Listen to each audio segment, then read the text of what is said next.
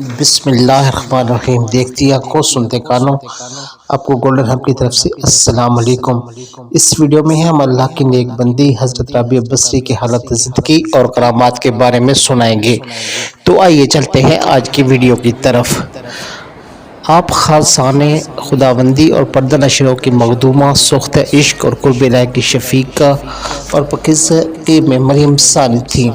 چونکہ رابعہ بصری ریاضت و معرفت میں اپنا ثانی نہیں رکھتی تھیں، اس لیے تمام اللہ کی نظر میں معتبر اور قابل عزت تصور کی جاتی تھی۔ ولادت کے دن حضرت رابعہ بصری کی والدہ کے یہاں نہ تو اتنا تیل تھا جس سے ناف کی مالش کی جاتی اور نہ اتنا کپڑا تھا جس میں آپ کو لپیٹا جاتا، حتیٰ کہ بدحالی کا یہ حال تھا کہ گھر میں چراغ نہ تھا۔ چونکہ آپ اپنی تینوں بہنوں کے بعد تولد ہوئی، اسی نسبت سے نہ آپ کا نام رابعہ رکھا گیا۔ عربی میں رابعہ 4 کو کہتے ہیں۔ اور جب آپ کی والدہ نے آپ کے والد سے کہا کہ جاؤ پڑوس میں سے تھوڑا سا تیل مانگ لاؤ تاکہ گھر میں کچھ دیر روشنی ہو سکے، تو آپ کے والد نے شدید اصرار پر ہمسائے کے دروازے پر صرف ہاتھ رکھ کر گھر میں آ کر کہہ دیا کہ دروازہ نہیں کھول رہا، کیونکہ آپ کے والد عہد کر چکے تھے کہ خدا کے علاوہ کسی سے کچھ نہیں مانگیں گے۔ تو اسی پریشانی میں آپ کے والد کو نیند آ گئی اور خواب میں نبی کریم صلی اللہ علیہ وسلم کی زیارت ہوئی۔ آپ صلی اللہ علیہ وسلم تسلی تشفی دیتے ہوئے فرمایا کہ تیری یہ بچی بہت مقبولیت حاصل کرے گی اور اس کی شفاعت سے میری امت کے 1000 افراد بخش دیے جائیں گے۔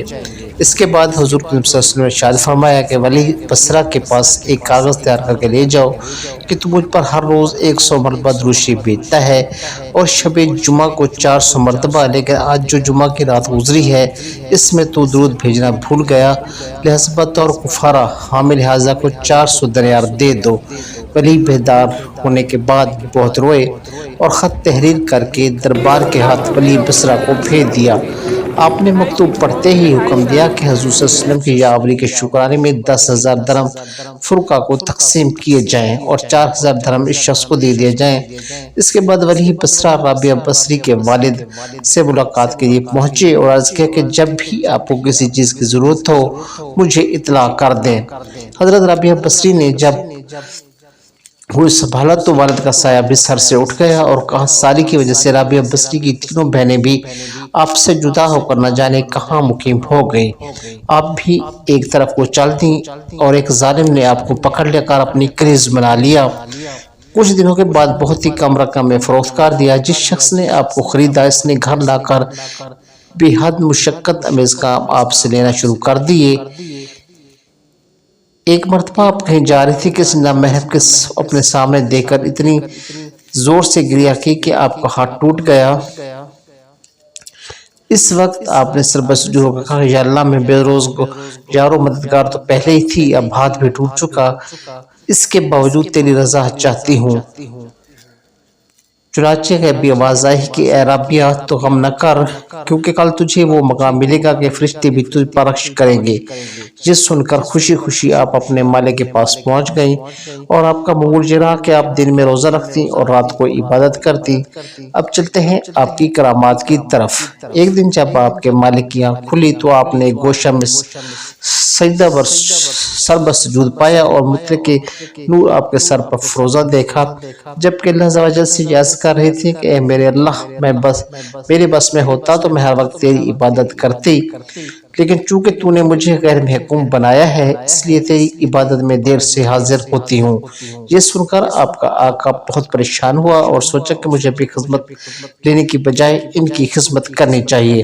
چنانچہ صبح ہوتے ہی آپ کو آزاد کر دیا اور کہا کہ اگر یہی کیا فرمائے تو میرے لیے سعادت ہوگی اور اگر کہیں جانا چاہے تو آپ کو اختیار ہے۔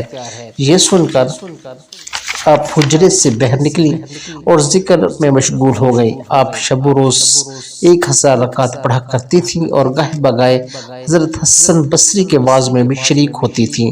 ایک روایت میں آتا ہے کہ آپ گاتی بجاتی تھیں، پھر طائب ہو کر جنگل میں گوشہ نشین ہو گئی۔ جس وقت سفر حج پر گئی تو آپ کا ذاتی گدھا بہت کمزور تھا۔ جب آپ اس پر سامان لاد کر روانہ ہوئی تو رستے میں گدھا مر گیا۔ یہ دیکھ کر اہل قافلہ آپ کو تنہا چھوڑ کر آگے بڑھ گئے۔ آپ نے بارگاہ خداوندی میں عرض کیا کہ نادر و عاجز کے ساتھ جو سلوک کیا جاتا ہے، پہلے تو اسے اپنے گھر کی جانب مدعو کیا اور پھر راستے میں گدھے کو مار ڈالا اور مجھے جنگل میں تنہا چھوڑ دیا۔ کہتے ہیں ابھی آپ کا شفا ختم نہیں ہوا تھا کہ گدھے میں جان آ گئی اور آپ نے اس پر سامان لاد کر عازم مکہ ہوئے۔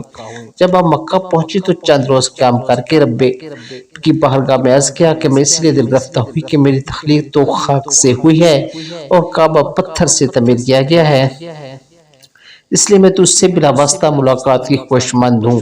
چنانچہ بالواسطہ اللہ عز و جل نے مخاطب ہو کر فرمایا، اے رابعہ کے نظام عالم درہم برہم کرے کہ سارے عالم کا خون اپنے سر لینا چاہتی ہو؟ کیا تجھے معلوم نہیں کہ جب موسیٰ نے دیدار کی خواہش کی اور ہم نے تجلیات میں سے ایک چھوٹی سی تجلی طور سینہ پر ڈالی تو وہ پاش پاش ہو گیا؟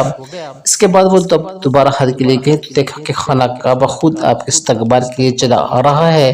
آپ نے فرمایا مجھے کسی مکان کی حاجت نہیں بلکہ مکین کی ضرورت ہے، کیونکہ مجھے حسن کعبہ سے زیادہ جمال خداوندی کے دیدار کی تمنا ہے۔ حضرت ابراہیم دام جب سفر حج کے لیے روانہ ہوئے تو ہر قدم پر 100 رکعت نماز ادا کرتے ہوئے چلے اور مکمل 14 سال میں مکہ معظمہ پہنچے اور کہتے ہوئے جا رہے تھے کہ لوگ تو قدموں کے بل چل کر جاتے ہیں اور میں سر آنکھوں کے بل پہنچوں گا۔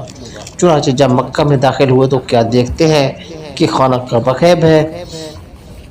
آپ اس تصور سے آبدیدہ ہو گئے کہ شاید میری بصارت چلی گئی، تو غیب سے ندا آئی کہ بصارت نہیں گئی ہے بلکہ کعبہ ایک ضعیفہ کے استقبال کے لیے گیا ہوا ہے۔ یہ سن کر آپ کو احساس ہوا کہ کریہ کنا عرض کیا، یا اللہ وہ کون ہستی ہیں؟ ندا آئی بہت عظیم المراتب ہستی ہیں۔ چنانچہ آپ کی نظر اٹھی تو دیکھا کہ سامنے سے حضرت رابعہ بصری لاٹھی کے سہارے چلتی آ رہی ہیں اور کعبہ واپس اپنی جگہ پہنچ چکا ہے۔ یہ دیکھ کر آپ نے حضرت رابعہ بصری سے کہا کہ تم نے کیوں نظام کو دھرم برہم کر رکھا ہے؟ جواب ملا، میں نے نہیں، تم نے دھرم برہم کر رکھا ہے جو 14 سال میں خانہ کعبہ پہنچے ہو۔ تم نے نماز پڑھ کر راستہ طے کیا اور میں جو انکسار کے ساتھ یہاں پہنچی ہوں۔ ایک مرتبہ بوجہ تھکاوٹ کے نماز ادا کرتے ہوئے نیند آ گئی۔ اسی دوران ایک چور آپ کی چادر اٹھا کر فرار ہونے لگا، لیکن اس سے باہر جانے کا راستہ نظر نہ آیا۔ لیکن جیسے ہی چور واپس چادر رکھ اپنی جگہ رکھی تو راستہ نظر آنے لگا۔ اس نے وجہ حرص پھر سے چادر اٹھا کر فرار ہونا چاہا، مگر پھر اس سے راستہ نظر نہ آیا۔ غرض اس نے ایسا کئی مرتبہ کیا مگر ہر دفعہ ناکام ہوا، حتیٰ کہ غیب سے ندا آئی کہ تو اپنی جان کیوں ہلاک کرنا چاہتا ہے؟ اس لیے کہ چادر والی نے برسوں سے خود کو ہمارے حوالے کر رکھا ہے۔ اس وقت شیطان بھی اس کے پاس نہیں بھٹک سکتا، پھر کسی دوسرے کی کیا مجال؟ ایک دفعہ کسی نے پوچھا کہ آپ جس کی عبادت کرتی ہو کیا وہ آپ کو نظر بھی آتا ہے؟ تو آپ نے کہا اگر نظر نہ آتا تو عبادت کیوں کرتی؟ وفات کے وقت آپ نے حضرت سے مجلس سے فرمایا کہ آپ لوگ یہاں سے ہٹ کر ملائکہ کے لیے جگہ چھوڑ دیں۔ چنانچہ سب باہر چلے گئے اور دروازہ بند کر دیا۔ اس کے بعد اندر سے آواز آئی کہ اے مطمئن نفس اپنے مولا کی جانب لوٹ جا، اور کچھ دیر بعد آواز آنا بند ہو گئی تو لوگوں نے اندر جا کر دیکھا تو آپ کی روح جسم سے پرواز کر چکی تھی۔ آپ ایک انوکھی شان کے ساتھ اس دارالفانی سے رخصت ہو گئی۔ ان اللہ و انا راجعون۔ ناظرین محترم، یہ تھی ہماری آج کی ویڈیو، امید ہے آپ کو پسند آئی ہوگی۔